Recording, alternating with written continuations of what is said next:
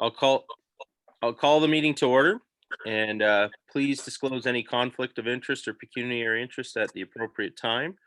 Uh, And I guess we're on number 3, the Township of Warwick YouTube link. And who's going to talk about that? Is that just what we've done with live, Amanda? Yes, so Okay. apologies, it's supposed to actually show in the agenda, but it didn't, so we'll fix that for the future. And no discussion is needed. Okay, yeah. So, and we have no correspondence tonight, no delegations, so we'll go right into new business. So 6A is the update for April 29th. So, and I will let, who wants to take that, Teresa or? Yeah, okay, I'll hand it over to her. Perfect. Thank you, Councillor White. So in front of you, you have my first Parks and Rec Committee report, and starting with COVID-19 and just a general update to let you know where we stand at this point. At the time of the preparation of the agenda was prior to Premier Doug Ford's announcement on April 27th at 1:30. And if at this point I could defer to Amanda, as she is the chair of the EOC committee. And Amanda, would you mind talking to that? Speaking to that? Sure. So as you know, I'm sure all of you know, on Monday, Premier Ford just made an announcement outlining his plan to open up the province. And it's more of a roadmap, I guess, on a plan rather than providing any specific timelines. But it does give us an idea of the timelines we can expect. I believe there were a number of stages with approximately 3 to 4 week periods for each stage. So we are looking at a bit of a, we think, a longer timeline, but we don't know yet. So we continue to wait for the province's leadership in that regard. Is that what you meant, Teresa? Okay. Does anyone have any questions on that? No. No, just a comment. There was some talk maybe around the May 24th weekend that they might start opening some certain things, but nothing's firm yet. So from our end. Okay. Councillor White, would you like me to continue? Yes, please. Okay. Yep. Sorry, thank you. And just to add to that is that Parks and Recreation continue to monitor the situation under the assistance of the EOC to determine, readiness and opening and those type of things. So we know we're trying to hit a moving target, but everyone is. So we're trying to keep abreast of that to be ready to open. So the next item on the list is the Watford Arena. And due to COVID-19, ice removal was done approximately 3 weeks early this year. So it was, there were cancellations because we were closed approximately 3 weeks earlier. All those that were affected were notified and refunds are in progress. The focus was moved from then ice removal to maintenance. And very pleased to share that painting of the dress rooms, a predominant amount of painting has been completed. So the building is fresh and ready to go. And repairs are being looked after. So the cooling tower was repaired. Pressure washing of the floors in the dress rooms and the arena portion has been completed. And there was an item that has come from council, and it's regarding an incident for Sunday night men's hockey, and I will be following up on that.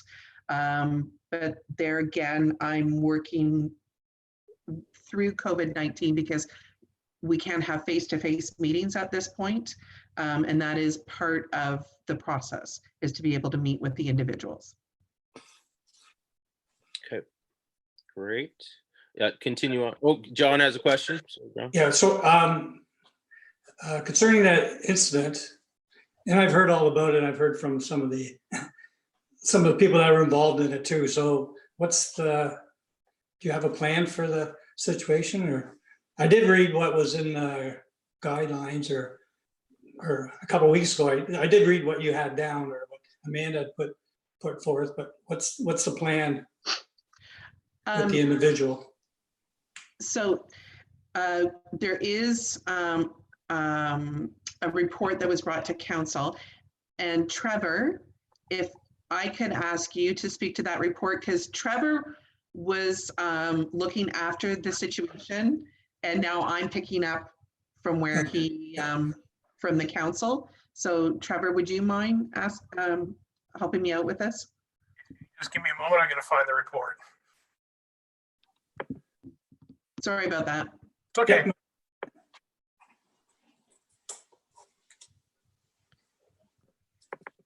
While he's looking for that report, there were steps that were outlined within it, and part of that is being able to meet with the individuals or individual. Individual, yeah.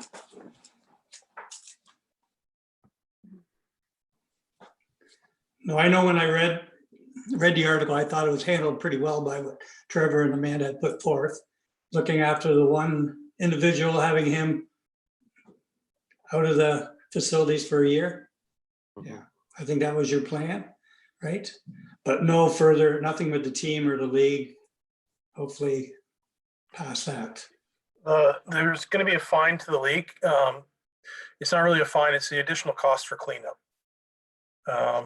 There was garbage strewn throughout the dressing rooms. They were probably in the worst shape they've been all year. And a significant trail of vomit through the men's washroom upstairs. 3 tables were destroyed, 1 chair. They'll be invoiced back to the individual.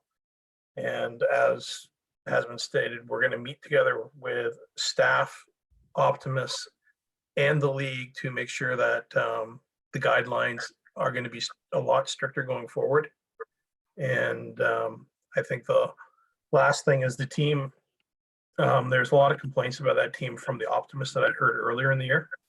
And I just took it for granted that they've come back to the forefront. So I think we're going to meet with the team also and say sportsmanship's a bit of an important thing also. Yeah, what is sportsmanship? Yeah. Okay. Mhm. Yeah, I'm there every week basically watching it, and they're the one team that has the most fun, if you call it fun, and that supports the Optimists the most. They are the youngest team too.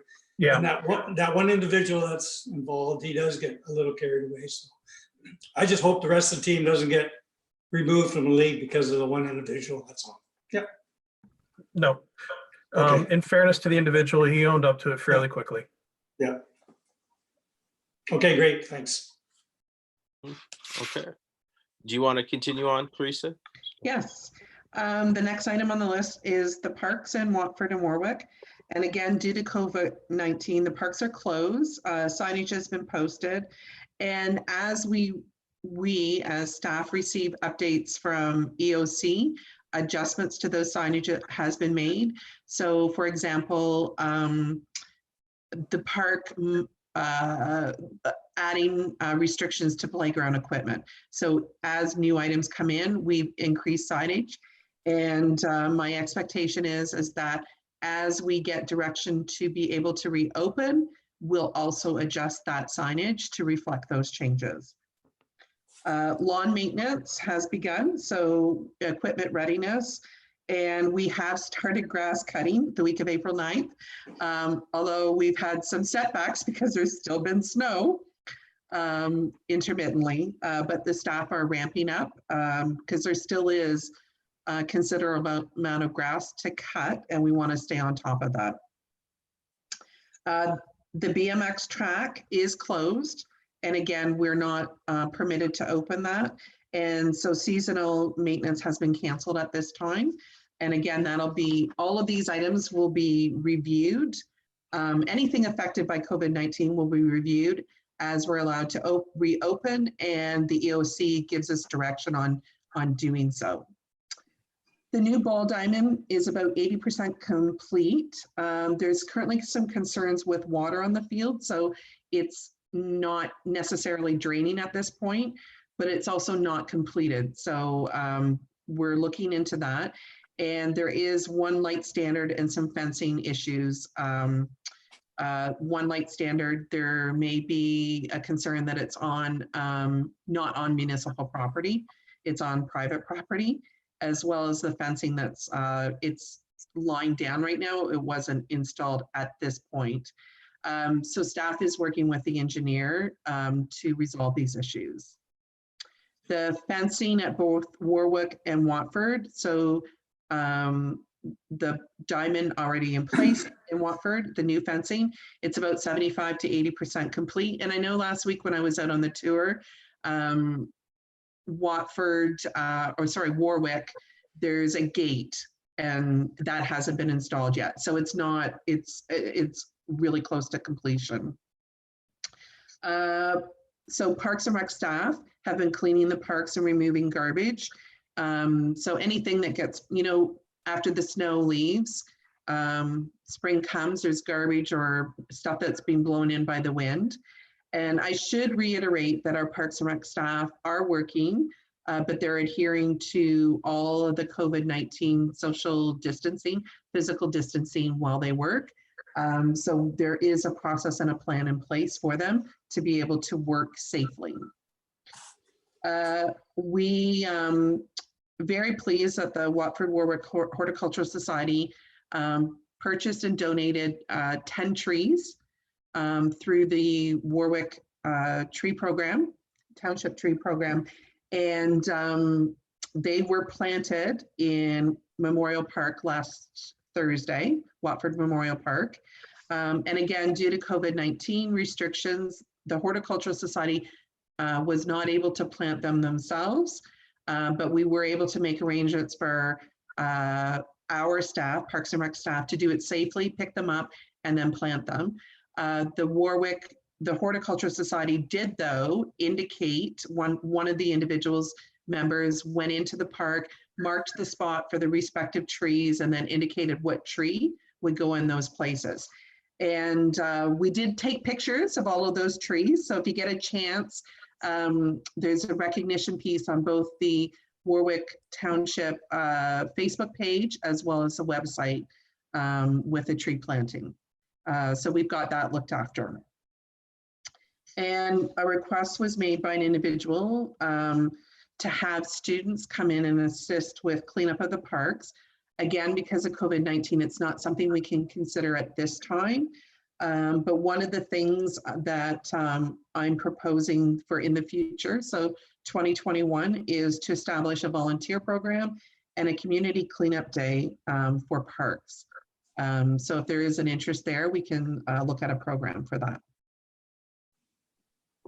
Oh, and I should add too, sorry about the Horticultural Society. So plans are still in place for the hanging baskets, as well as planting the flowers for in the planters, as well as hanging the banners. There's 6 banners that go up on the standards in Watford. Currently, Bruce Power is still able to, under the current conditions, hang the baskets and the flags for us. If that should change, they're going to let me know. And then we're working on a long-term solution, as in for the end of May, early June, as to who and how will look after the planters and the baskets.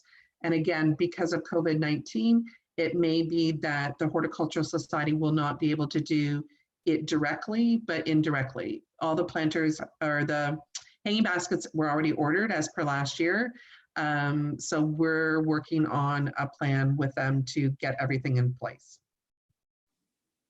Teresa, wouldn't they be able to plant the flowers in the planters as long as they maintain social distancing, like one person at each planter?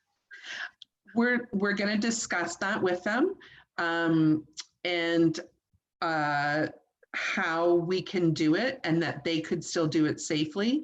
And if I can defer to Amanda on this, just sort of as a blanket, the response that we received from insurance, was it? Yes, so As to there- participation. thank you. And as Teresa mentioned, we are meeting with the Horticulture Society actually later this evening to discuss exactly this point. So we have some discussion with them on, what procedures may be able to be followed and what safety precautions we can put in place.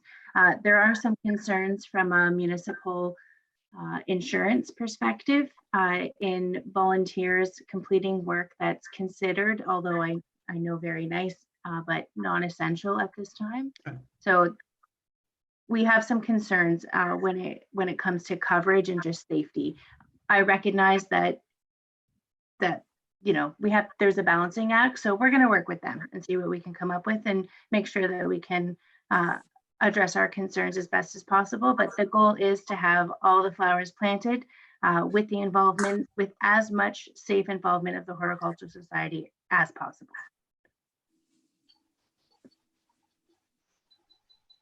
Does that answer your question? Yep. Okay, thank you. Okay. Is there anything else, Teresa, you'd like to add, or? Not on the parks part. Okay. Would you like me to continue? Yep. I have a Okay. question about Go ahead, John. the Warwick Ballpark. So the new fence is up now, right? The home run fence? I'm sorry, which park are you talking about? The Warwick Ballpark, the fence is up and installed, correct? I always thought that because of the balls going onto the highway, with the home runs, Okay, that yeah. one side of the fence was going to be higher than the other side. Was that not in the plans at all? Wayne? Yes, that was my understanding. Yeah. And I think the fence is the same height all the way around. Yeah, the fence is the same height. It was not in any of the quotes or scoped out that way. Okay, because a couple of years ago when we spoke about this, the problem was that the balls were going over onto the road, hit a few cars or whatever damage they made. So I thought that was in the plan. So Yeah, the only conversation I've Yeah. had about it was about a year and a half ago, and it was looking at putting up a net above the fence, and the net would be a lot more secure than the yeah. fence. You Okay. have to put up 2 to 3 anchor poles, Yeah. and it would also be a better long-term fix. Okay. So we've gone with low fence, but we can look at netting as such. And you just probably need it on the left side, the first 100, right? The left field. Some big boys around there. Pardon? There's some big boys around there. Yeah, but the other side, yeah. But, okay, no, that's good. Did you have something to say, Wayne? Yeah, I'd like to maybe have that pursued a little farther and get it in motion with a quote, like, so we can get it done. I'm really a little concerned on the liability if the guy hits the ball and it goes out and hits a car. Like, I think we know the problem. I think we're in due diligence. We need to address it and have a plan and a completion date. Okay. Do you want to make a motion on that, Wayne? I make a motion that we proceed and get a quote on putting this netting, I believe you said, Trevor? Yep. Netting up to prevent balls from going onto the highway. Do we have a seconder on that? John, Yep, sure. all in favor? Yep, sounds good. I don't think you need it all the way around, No, Trevor, right? Yeah, Just the left field, left till it can be center. pursued, and we'll just take a look. Take a look at it, yeah. So we'll get that quote, bring it back, kind of get an idea. Is that okay, Amanda? Yeah, I do have just one comment on this. That's perfectly fine. We can add that into a next step. But to John's point, now that you mention it, I do recall this discussion previously. So I do It just want to was. confirm that for you, that I do remember that. And somehow in the scope of work, it did not translate. So we do apologize that if that's a staff oversight in the replacement of the fence. And we'll certainly look into into this quote and report back to the committee. Okay. Great, thank you. Okay, Teresa, continue on. Okay, we're now on to the Watford Arena Hall, Warwick and Centennial Hall.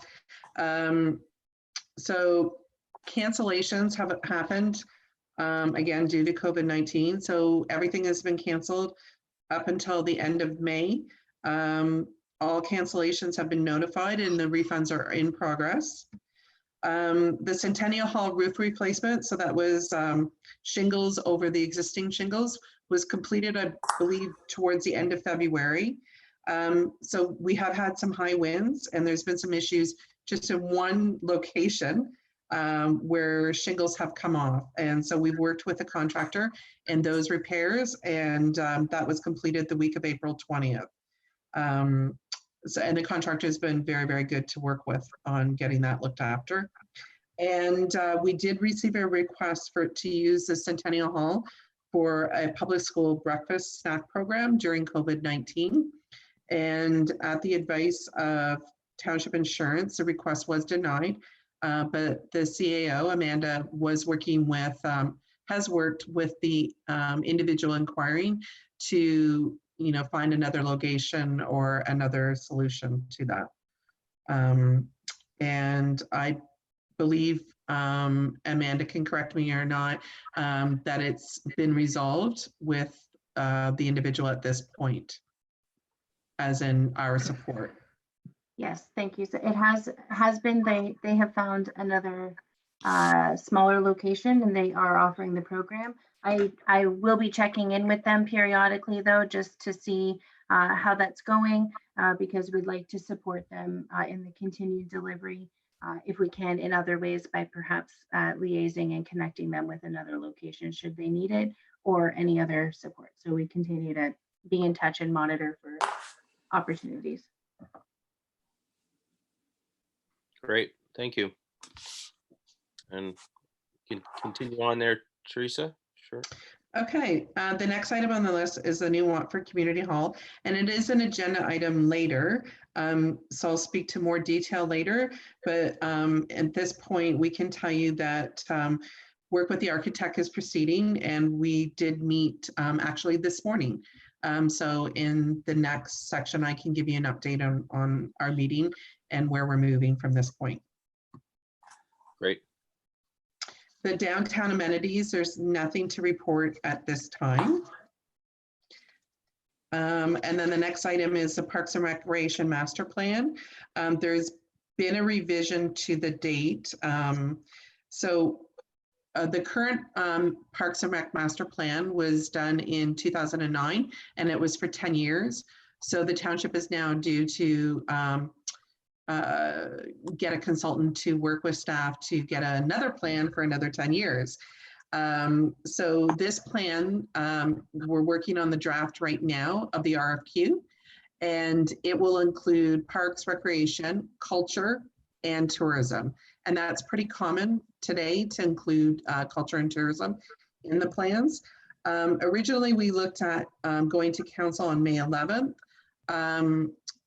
but our recommendation is that we give staff a little bit more time to work on it, and then bring it to the Parks and Rec committee meeting in June. And then following that, if there are any recommendations or tweaks that come out of that, staff work on that and then take it to the next council meeting, which I believe is June 22nd. And I'm sorry, and then from there, if there's any tweaks on recommendations, staff would complete that, and then we would put it out for RFQ. At this point, given COVID-19, waiting another month, I don't believe will have a huge impact. Municipalities are still issuing RFQs. And with regards to this, a Parks and Rec Master Plan, there's a huge community consultation, a consultation process all around within this. And so it would not be done probably until September, October, November anyways. So our timing will still, I think, work with a June, moving it back to June.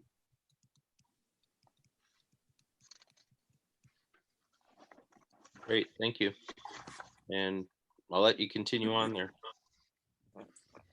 All right, so the next item is Parks and Recreation staffing. And So to give you a rundown on staffing right now, so the recruitment of the Parks and Recreation manager position was completed. And thank you very much. I was very pleased and very excited to be a part of the team. Everybody has been extremely welcoming. Assistance has been fantastic, and I know it's not been easy because they're working with me, who's at site, off site, and while they're dealing with a crisis. So my official start date was March 16th. And that was the day that basically, Amanda can correct me if I'm wrong, but that was the day the office closed. So I have been set up and working remotely. IT has me completely set up, so I've been good to go. And as I mentioned, I don't know if I mentioned this earlier, I have been to the community and in a safe way, separate vehicles and at a distance. I did tour the Parks and Rec facilities, parks, everything, with our lead hand on April 22nd. Recruitment of a full-time recreation laborer. So if you recall, there was a promotion within. A full-time recreation laborer was promoted to lead hand, which left a vacancy over the winter. We're very pleased to announce that we did fill that vacancy, and Cody George, who was a temporary part-time contract with the roads department. So I did maybe steal a little bit. He accepted the position and he started on April 16th with us. So we're really excited to have Cody. So now we have the lead hand, you have a Parks and Rec manager, a lead hand, and 2 full-time Parks and Rec laborers. So that portion of it, the full-time staff complement is complete. So with COVID-19, Amanda worked on this, and we have a memorandum of understanding, MOU has been established with our union and the corporation and the township of Warwick. And so basically what it's done is extended our part-time staff who would have traditionally ended about the first week of April. So they've been extended through till August, up to and including August, to help us bridge, because we currently do not have any summer students. And it was going to be challenging to bring people on and train them in this environment. So we were able to keep our staff working, which has been fantastic. So we have no gaps in staffing right now, and we're able to get everything looked after. However, we still are looking to recruit summer students, and the rationale behind that is that should Parks and Rec ramp up and we're allowed to open, so if we were, say, to be able to offer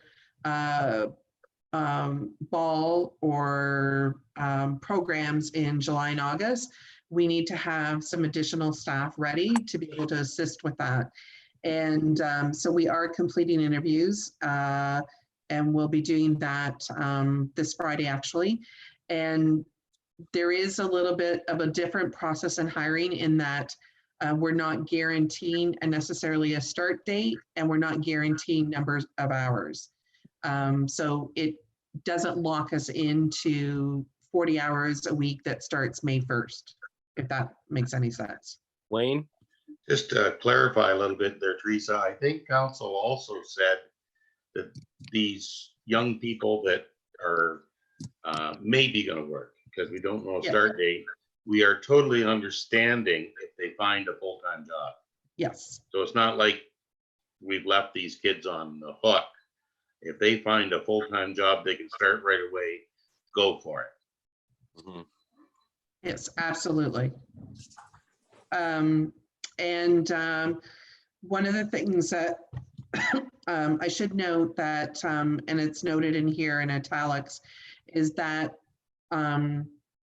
we do have the memorandum of understanding. However, on April 16th, the province did issue an emergency order that allows municipalities to deploy staff as they see as needed. So that would circumsede the memorandum of understanding. However, it was just really good relationships to be able to work with the union and that everybody's on the same page. Phenomenal. It's a phenomenal, it was great process and it's working out really, really well for our department. And the last item on the list is we will need part-time recreation laborers for this fall. So we're preparing to be open and have ice. And if that should be the case, then we will need part-time operators. So we will be looking to recruit for that position, probably like August, I'm thinking. Just a question. Oh, Wayne, go ahead. Go ahead, Todd, you go first. Around that, and it may come up later too, what is our, I know all businesses are kind of looking at pandemic plans. What is the plan if wave 2 hits and we're in the middle of hockey season or somewhere else? What do we do? You know, I'll start with, and then I'll defer to Amanda. It would be the same process as what you did this time, right? Like with any emergency plan, you're going to enact your emergency plan. To me, honestly, if you look at something very specific and an order came down on a Friday and we had full ice rentals, I would go to the building closure procedure, and that's where I would start. So if the EOC is enacted and I get direction that says you must close the building at this time or the parks or whatever, we would follow that process. Amanda? Thank you. That's a good point, Teresa. So we do have internal processes to follow, but Councillor White, as you know, we continue to be flexible in our response. And I think preparing for the staged approach that the Ontario government has outlined, I think we need to continue to have that flexibility. Changes can come at any time. So the plan is essentially respond as needed and be as prepared as possible for next steps. And that's just a continual evaluation. The EOC continues to meet at this time weekly. We used to meet almost daily. So now we meet weekly, and we just continue to monitor. And all I can say is I think we've responded well. And I think we're more prepared to be prepared, if that makes sense, and to respond more flexibly in the future. So if a second wave comes or a different provincial direction comes, we are ready to respond however needed. Great, thank you. Anybody else? Any question? Wayne? No. Just one thing, Teresa. Yep. I really don't want us to be in a position, let's give an example, the end of June, that all of a sudden they say baseball can roll, that we're not ready. I'd really like you to keep on top of those fences. I don't want these guys or girls to be told they can't play because the fences aren't up. And is it okay if I respond to that at this point? Oh yeah. No, and you're absolutely right. And I had a conversation with our lead hand today, looking at the sort of bigger picture of things, while nailing down all the details. And one was readiness for us to be open under normal circumstances, readiness for us to be opening under COVID-19 circumstances, and readiness to be adaptable to any changes that come down. So if there are things that change legislatively on how we clean things or any of those type of things, that we're prepared for all of those things. So we had that exact conversation today. So we're meeting next week to start laying out those plans. So right now, Parks and Recreation readiness is very good in that we're staying on top of everything and getting maintenance and cleaning and painting. So those items that we would possibly normally do, or we're getting ahead of it even, so that we are prepared for an opening. That's good. That's all I needed. Like the lights are gonna work, the fence is gonna be done, and we're gonna play ball. Thank you. Okay, continuing on. Okay, so staff training, we currently have it set up municipally wide, online training through Safety Hub. And so all the staff have been completing different videos that are corporate wide training, but also site specific, department specific. So that's another part of, I think, this whole readiness too, is that ongoing training for staff is happening. A little bit different way, because we can't do it face to face. So the video training is working well. Great. Oh, Trevor? Yep. Trevor, yeah, go ahead. Something that Teresa may not be aware of, because it basically precluded her coming by a day or so. To come out of this, also, we've ordered a Karcher Mister. It's a great big disinfectant machine that's used in hospitals. That's going to be easily applied to arenas, halls, and even playground equipment now. It hasn't come in. It should be in any time now based on an email I got yesterday. And when it comes in, it's another tool in our repertoire that we can use in case Wave 2 comes out. Excellent. Great. Okay, very good. Anything else to add? I guess we're down to programs and events. Yep. Just at the end there. Go ahead, Teresa. So within programs and events, and again, everything is on hold or canceled, but Parks and Rec staff participated in the Warwick Township Homestyle Maple Syrup Festival. So that was ensuring Centennial Hall was clean and available, again, with all of the physical social distancing taking place, and also assisting with the packaging of the maple syrup. If for those of you who weren't aware, last week, so April 19th to 25th was National Volunteer Week. And staff created a post thanking volunteers within the community. And that was posted on both the township's website and Facebook page. So Canada Day is going to be very interesting. Nationally, municipalities, as well as the National Canada Day that is normally held in Ottawa, have all been canceled in their traditional format. I don't know of anyone that is planning a Canada Day in a traditional way. The rationale is that even if we were open in June, it's very challenging to book things now and cancel, or book things last minute and be able to operate. So hosting Canada Day, we're investigating doing a virtual Canada Day, similar to other municipalities. And so I'm working on those plans, and what that will look like is to be determined, but it could be utilizing our YouTube channel to be able to host something.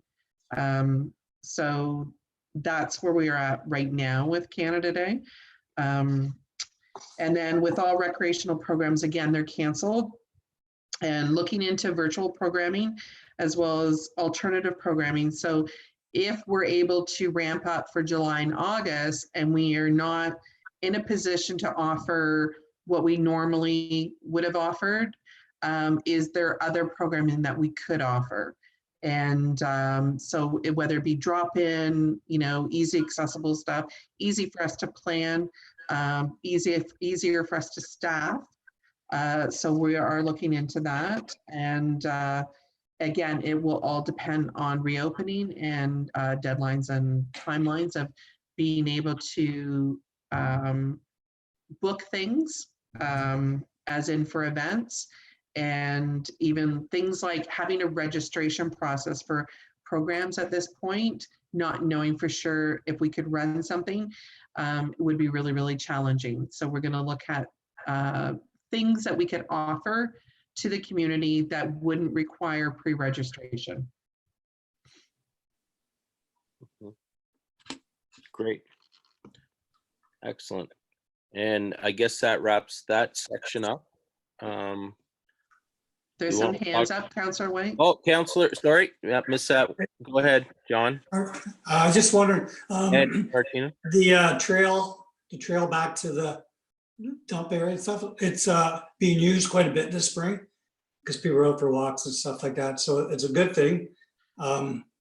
There's a couple areas that just the first part of it where you go through there before you get to the trail, before you get to the dog park, there's some trees there that we need to cut back because two people can't walk side by side because you're getting hit by branches and so on. But the rest of the trail's in good shape now. It'd be nice.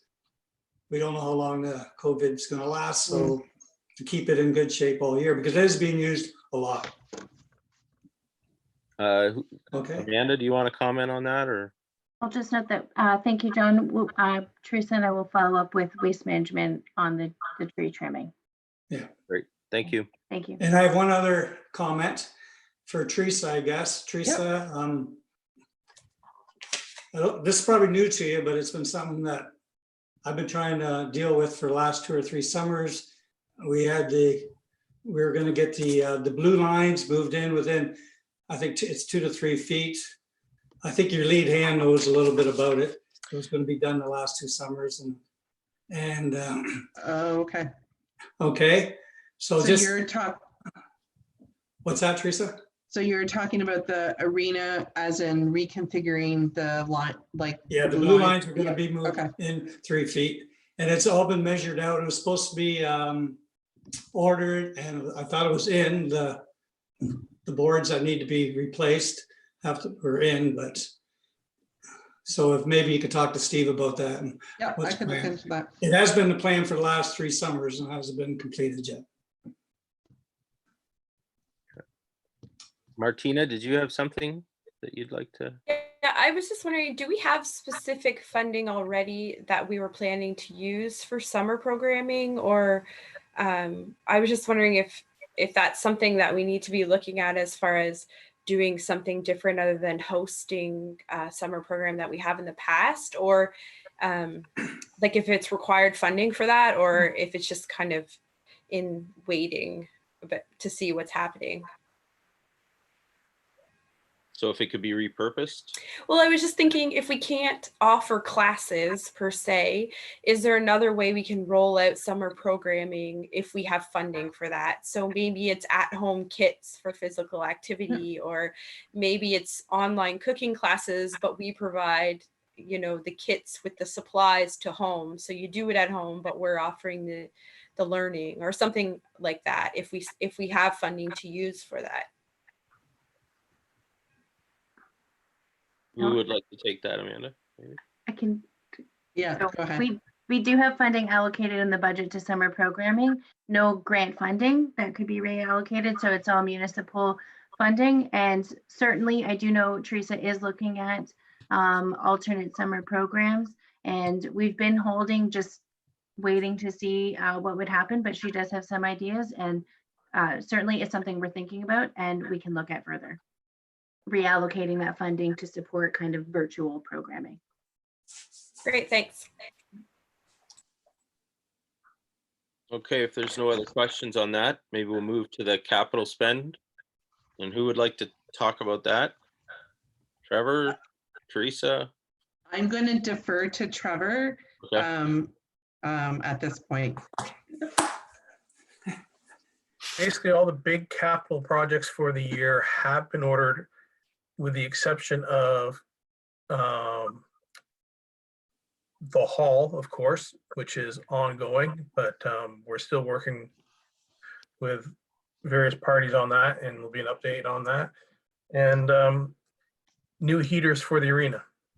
The diamond fencing, we got off the ground, and we got off the ground early because we reached out beforehand and they were looking for work, and got good pricing on it, to say the least. Everything else is in process. Great, thank you. Councillor White, can I make a comment about Certainly. work? And I'll ask Amanda to correct me if I'm wrong on this.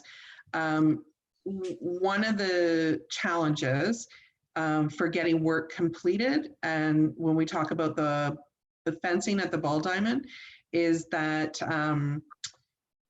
and construction had to stop because of provincial orders, and only emergent type of things can be worked on at this point.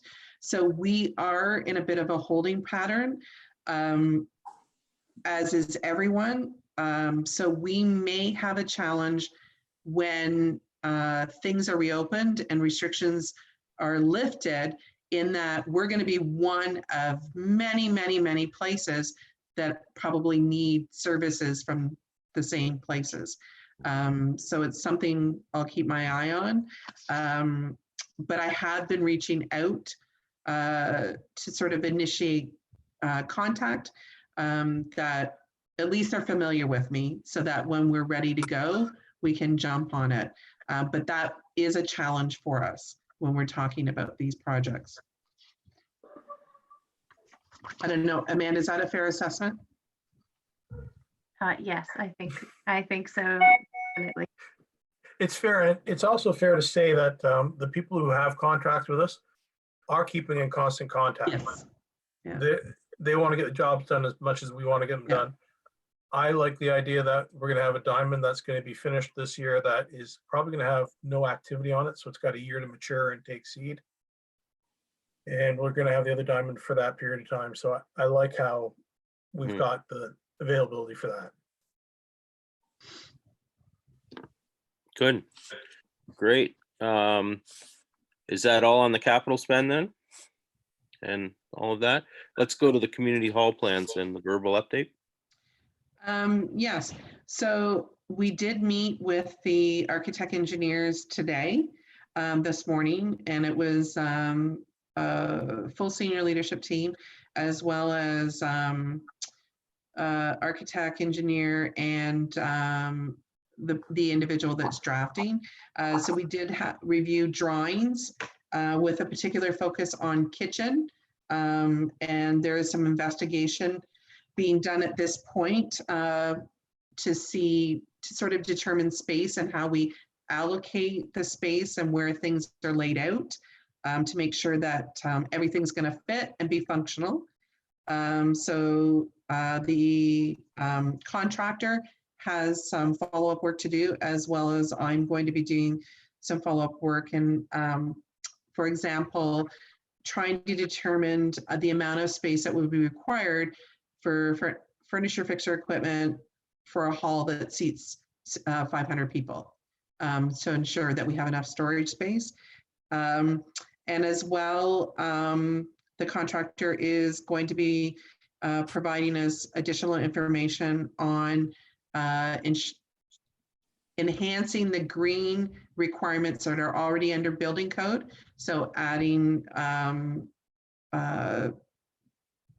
solar panels, for an example, and what that would look like. So they're going to be bringing back more information. So things are progressing. And I'll defer to Amanda now to add anything. Thank you. And I think that that's a very good summary. So essentially things are still happening. One other step that happened before Teresa came on board was that we did meet with the Optimist Club specifically to consult on the bar layout of the hall. So that was good. I'm glad we did that early in the process, because they did have some comments, and so that they've been incorporated into the kitchen and bar design of the hall, as well as we've involved the YMCA just on the layout in interior of their space and storage needs as well. So that's also been incorporated. We do have some follow-up from our meeting today on storage space and also kitchen layout. And once we have that pinned down to a spot where we think we're comfortable, we will also consult with some catering user groups. So our local churches who do funeral lunches and some other private firms as well, just to get some feedback from their user perspective as well. Right. And it'll probably be remote. I don't know how we're gonna. Yeah. So are we targeting by the end of the summer to be pretty much shovel ready, quote ready to go? No. Or So would- as you know, the ICIP recreation grant application, we don't anticipate will be notified of a response on that until, I'm gonna say late summer to fall. Okay. To be cautious, fall, assuming that there are no changes to their program in wake of COVID-19. We have not heard any changes. So we would wait for them. We want to hear if we were successful in the grant application prior to moving forward. We hope to have, in terms of target though, all the designs done, the RFP ready to go and everything ready so that we can issue it as of Jan 1, 2021. So that's kind of our timeline for design with a spring breaking ground. But it does depend on the grant, but hopefully everything stays on track. Again, we haven't heard anything in regards to that different. I know the government spent a lot of money already, but they do want to get people back to work. So my gut's telling me that that program may expand a little bit. Perhaps. That's Yeah. possible, yep. Mhm. Great. Anybody else? Any other comments for tonight? Any new business that we need to take care of today? Going once, going twice. I'm gonna call adjourn as chair. Is that all right with everybody? Okay, we're adjourned at 7:32. Thanks, Perfect. everybody. See you in May. And yes, next meeting, I guess we don't have